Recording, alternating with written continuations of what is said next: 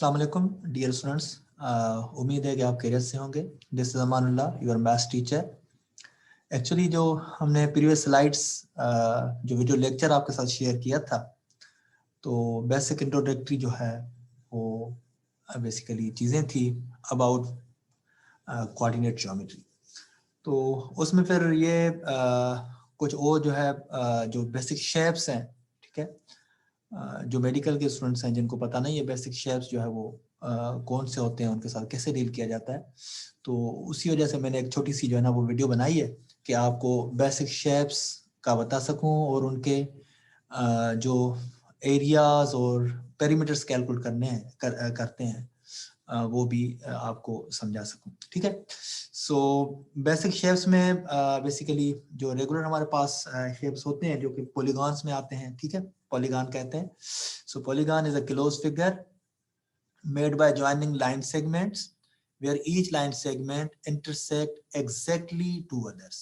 ठीक है, तो ये आप लाइन जो है उनके रिस्पेक्ट से बनाया जो है ना क्लोज फिगर होती है, और हर लाइन जो है ना क्योंकि उसके दो कोने होंगे तो एक साइड से अगर किसी के साथ कनेक्टेड होगी तो दूसरी साइड से भी वो कनेक्टेड होगी।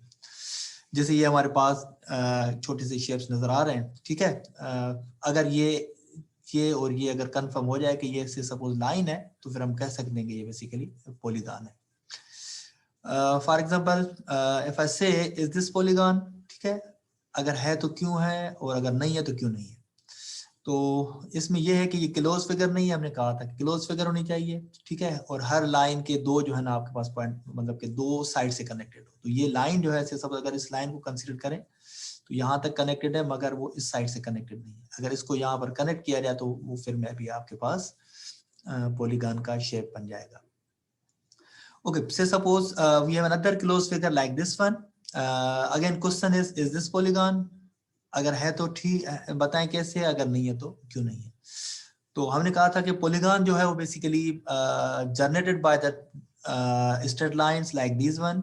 तो अब यहाँ पर जो हमें नजर आ रहा है कि ये लाइन नहीं है, ये कोई सर्कल सा बनाया हुआ है, सर्कल कहें या कोई कर्व कह दो। तो इस केस में हम कह सकते हैं कि ये भी हमारा जो है पॉलीगॉन नहीं है, ठीक है, क्योंकि ये लाइन से जनरेट नहीं हुआ।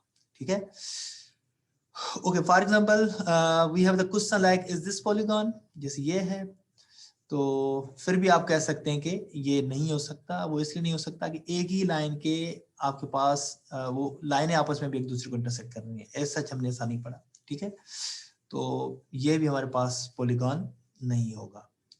रेगुलर पॉलीगॉन क्या होते हैं? Regular polygon is a polygon whose sides are all the same length. ये जो साइड्स हैं लाइक दिस वन, एक लाइन थी, ये एक लाइन है, ये एक लाइन है, ये जितने भी लाइन जो है जो साइड्स हैं जो लाइन से जनरेटेड है, ठीक है, उनकी लेंथ क्या होनी चाहिए? सेम होनी चाहिए। और जब वो एक दूसरे को इंटरसेक्ट कर रही है तो वहां पर एक एंगल बनता है, ठीक है, उनका एंगल जो है वो भी सेम होना चाहिए। और ये सम ऑफ द एंगल का फार्मूला ये बताया गया कि अगर आपके पास मोर देन से सपोज अप टू एन आपके पास एंगल पॉलीगॉन है तो उसका फार्मूला ये होता है कि 180 degree multiply by n minus 2 degree. जो लीस्ट हमारे पास जो साइड्स होती हैं पॉलीगॉन की वो 3 साइडेड होता है, उससे कम नहीं होता। 3 साइडेड को जिसको हमने आगे जाके हम पढ़ेंगे कि वो उसको ट्रायंगल कहा जाता है। तो यहाँ पर n को 3 पुट कर दूंगा तो mean sum of the degree of all the angles of a polygon of the triangle will be 180 degree. फिर आहिस्ता आहिस्ता इसको हम एक्सटेंड करते जाएंगे तो आपके पास 4 डिग्री मतलब 4 जो है ना वो साइड्स का, 5th साइड्स का, 7th साइड्स का, 6th साइड्स का, जिसको मेजरमेंट कर सकते हैं थ्रू दिस फार्मूला। ठीक है, so question is are these regular polygons? ये नजर आ रहे हैं तो आपका कुछ आंसर होना चाहिए नो। हमने कहा कि रेगुलर पॉलीगॉन में रेगुलर पॉलीगॉन वो होगा जिनके साइड्स और एंगल सेम हो।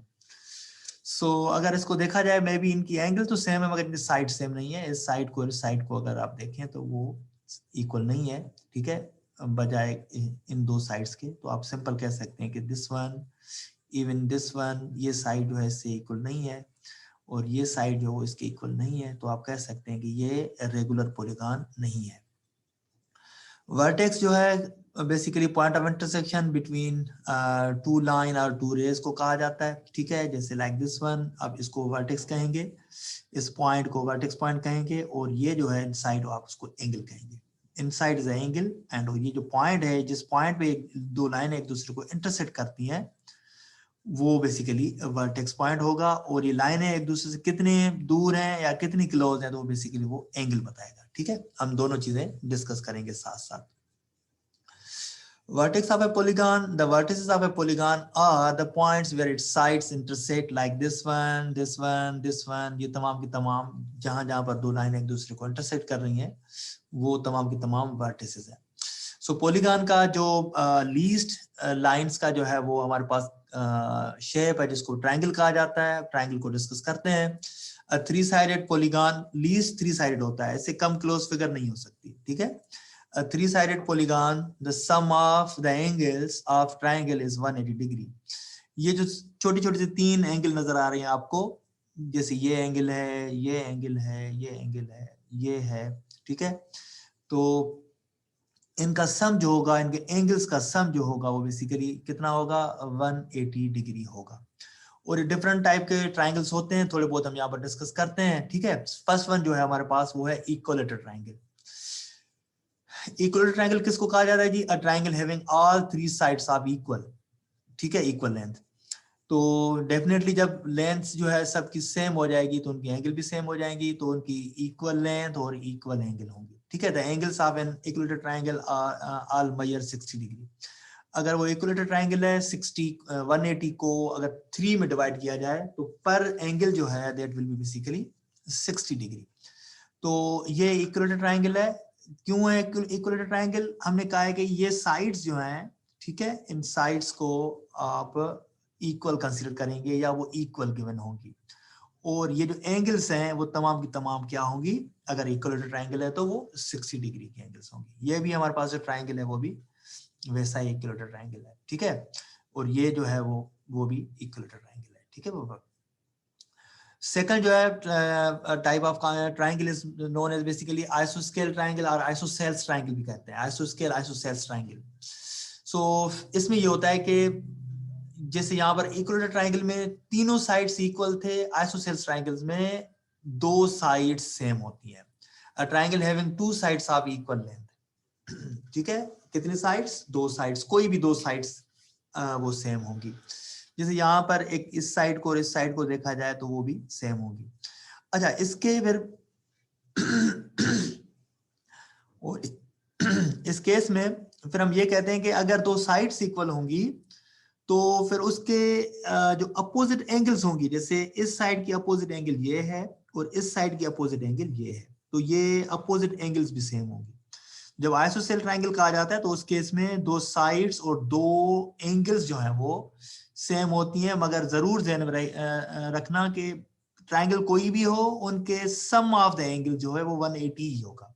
तो आप अगर इसकी बात करेंगे तो ये भी 180 में ही इसकी जो है ना वो सम ऑफ द एंगल होगा, like this one, these are the basically isosceles triangle. उसके बाद जो है एक और ट्रायंगल जिसको स्केलन ट्रायंगल कहा जाता है। स्केलन ट्रायंगल में ये होता है कि उनकी जो जितनी भी लेंथ ऑफ द ट्रायंगल, जो तीनों साइड्स हैं वो डिफरेंट होंगी, ठीक है।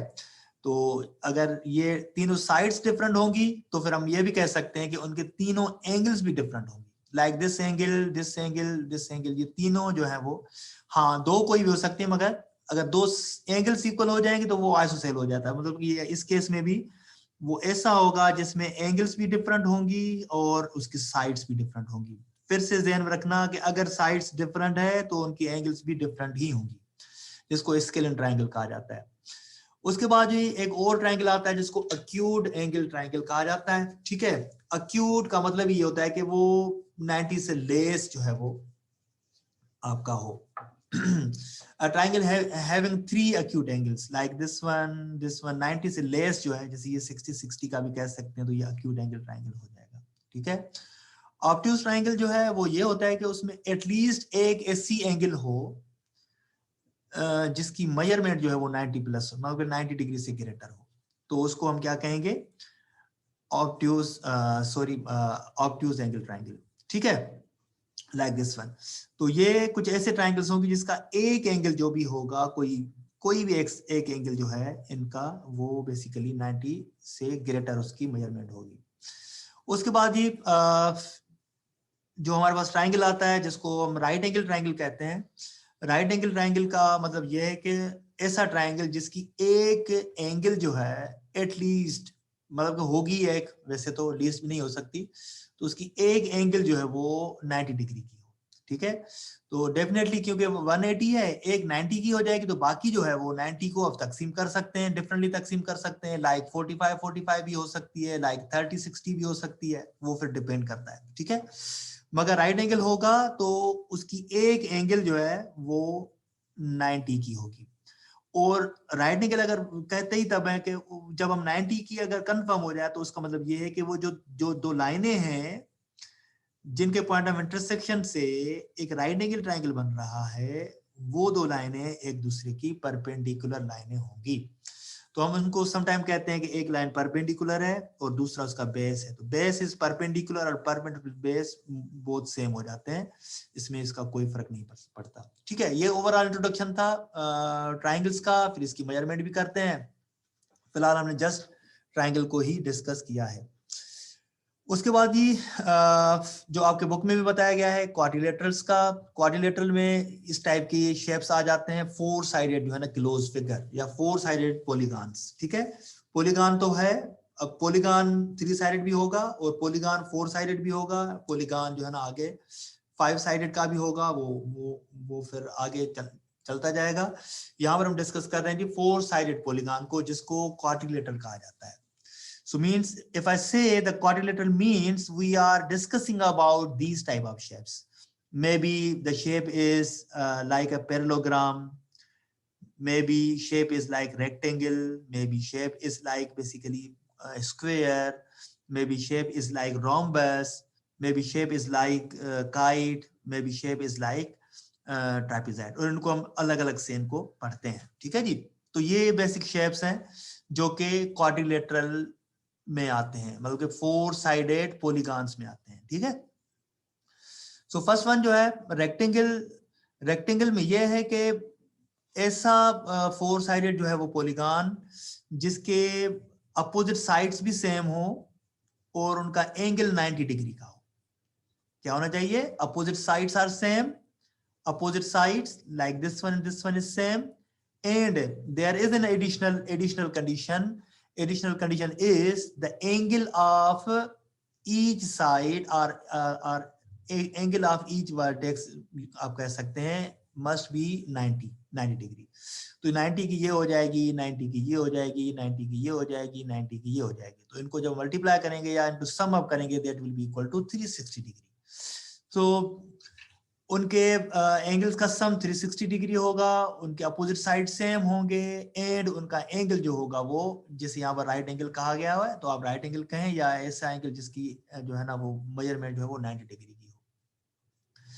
सो अब यहाँ पर अगर ये आप देखें तो ये भी रेक्टेंगल है, ये भी रेक्टेंगल है, और ये स्क्वायर जो है मजे की बात है ये भी रेक्टेंगल में आ जाता है। तो इसका मतलब ये है, क्योंकि स्क्वायर में स्क्वायर की क्या डेफिनेशन है, स्क्वायर की ये डेफिनेशन है कि उसके भी 4 all sides are same and angle is 90। तो अगर ऑल साइड सेम है तो हम अपोजिट साइड भी कह सकते हैं, वो भी सेम हो जाएंगे। तो इसका क्या मतलब हुआ कि स्क्वायर जो है वो एक छोटा सा मखसूस सा एग्जांपल है किसका? रेक्टेंगल का। हर स्क्वायर जो है वो रेक्टेंगल हो सकता है, मगर हर रेक्टेंगल जो है वो स्क्वायर नहीं हो सकता, क्योंकि स्क्वायर की डेफिनेशन क्या है कि all sides should be same. इस केस में वो सेम नहीं है। जैसे ये हमारे पास है, these are the just squares. ठीक है, और ये इनको हम रेक्टेंगल भी कहेंगे, मगर ये जो है वो जस्ट रेक्टेंगल सी, ये स्क्वायर्स नहीं थे। सो स्क्वायर में ये होता है कि all sides are same and angle is again 90 degree. उसके बाद जो हमारे पास एक और जो है वो शेप है जो कि रेक्टेंगल टाइप का होता है, रेक्टेंगल जैसा ही होता है, जिसको हम कहते हैं पैरेललोग्राम। वो भी 4 साइडेड पॉलीगॉन है। अब यहां पर इसकी डेफिनेशन क्या है? With 2 pair of parallel sides are same. ठीक है, the sum of the angles of a parallelogram is 360 degree. ठीक है, सो पैरेललोग्राम में हम ये कह रहे हैं कि उनके जो अपोजिट साइड्स हैं वो सेम होगी। एंगल का यहाँ पर नहीं कहा गया, एंगल का सम 360 होगा, मगर एंगल जो है वो कोई भी हो उसका नहीं बताया गया। तो इसका मतलब ये हुआ कि अपोजिट साइड्स आर सेम, वो तो रेक्टेंगल की डेफिनेशन भी थी, अपोजिट साइड्स आर सेम वो तो स्क्वायर की डेफिनेशन भी थी। तो इसका मतलब ये है कि आपका रेक्टेंगल, आपका स्क्वायर, ये भी इसी के पार्ट है पैरेललोग्राम के। तो ये रेक्टेंगल जो है पैरेललोग्राम हो सकती है, मगर हर पैरेललोग्राम लाइक दिस वन ये रेक्टेंगल नहीं हो सकता। तो ये रेक्टेंगल और स्क्वायर समझ लें कि आप छोटे से एग्जांपल्स हैं किसके, पैरेललोग्राम के।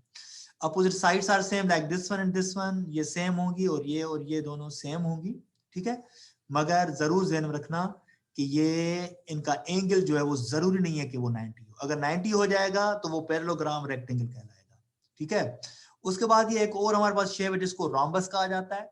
रोम्बस में ये होता है कि इसकी साइड सेम होती हैं, जैसे कि हमने स्क्वायर की पढ़ी थी, मगर यहां पर भी कंडीशन है इस पे, कोई कंडीशन नहीं है ऑन द एंगल पे कि एंगल्स 90 हो या ना हो। अगर 90 हो तो फिर भी ठीक है, तो स्क्वायर को भी रोम्बस कह सकते हैं। मगर कुछ ऐसे रोम्बस है लाइक दिस वन, इनके साइड सेम है मगर इनका एंगल जो है वो सेम नहीं है। तो ये ऐसा शेप है जो कि ओनली रोम्बस है but not square, but this one is square as well as rhombus. तो हम ये भी कह सकते हैं कि इसका मतलब ये हुआ कि हर जो हमारा स्क्वायर है वो रोम्बस होता है और अपोजिट साइड सेम है, ठीक है, तो हम इसको पैरेललोग्राम भी कहेंगे। तो इसका क्या मतलब हुआ कि हर रोम्बस जो है, स्क्वायर तो वो अगेन पार्ट है पैरेललोग्राम का, तो हर रोम्बस जो है वो भी हमारा पैरेललोग्राम में आ जाता है। उसके बाद ये मोस्टली डिस्कस किया जाता है ट्रापीजाइड, ठीक है। ट्रापीजाइड भी एक जो है ना हमारे पास 4 साइडेड क्लोज फिगर है। इसमें ये होता है कि इनकी दो अपोजिट लाइन के या दो जो पैरेलल लाइन है उनके दरमियान हाइट सेम होती है, ठीक है। जैसे एक ये लाइन है और एक ये लाइन है, इसके दरमियान की जो हाइट है वो सेम होती है। जैसे एक like this one line and this one line, तो ये जो हाइट होगी यहाँ से लेकर यहाँ तक वो इनकी सेम होगी। इसमें भी और इसमें भी देखा जाए, अगर यहाँ से हाइट ले लूं या यहाँ से हाइट ले लूं, ये भी सेम है। So a four-sided polygon having exactly one pair of parallel sides like this one and this one, parallel side का कहा, equal नहीं कहा। The two sides that are parallel are called the bases of the trapezoid। ये जो parallel sides हैं उसको आप basis कह सकते हैं। The sum of the angles of a trapezoid is 360 degree, ठीक है। उनका अगेन मेजरमेंट जो है इनके एंगल्स का वो भी हमारा 360 डिग्री ही होगा, ठीक है। ये ओवरऑल जो है ये बेसिक वो शेप्स हैं जो कि आपके बुक में जो आपकी रिकमेंडेड बुक है उसमें ये डिस्कस किए जो है ना वो किए गए हैं। तो इनके एरियाज वगैरह कैसे कैलकुलेट करते हैं, उसका क्या डिफरेंट फार्मूलाज है वो भी मैं आपको बता देता हूँ, ठीक है बाबा।